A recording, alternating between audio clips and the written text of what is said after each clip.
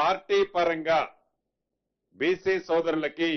42% రిజర్వేషన్లో సీట్లు అలాట్ చేస్తూ మొదట గ్రామ పంచాయతీ ఎన్నికలు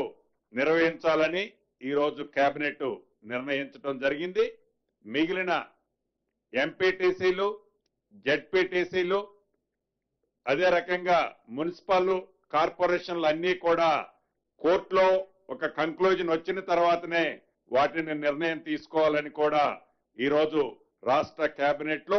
సుదీర్ఘంగా చర్చించిన తర్వాత రాష్ట్రానికి కేంద్రం నుంచి రావాల్సిన సుమారు 3,000 కోట్లు గడిచిన 2 సంవత్సరాల నుంచి ఏవైతే ఉన్నాయో అవి కూడా యాజ్ పర్ నామ్స్ ప్రకారం మార్చితో ల్యాబ్స్ అయిపోతున్న కారణంగా రాష్ట్రానికి రావాల్సిన 3,000 కోట్లు ల్యాబ్స్ చేసుకోవటం ఇష్టం లేక స్థానిక సంస్థలు ఓన్లీ గ్రామ పంచాయతీ ఎన్నికలు పెట్టాలని ఈరోజు కేబినెట్ నిర్ణయించడం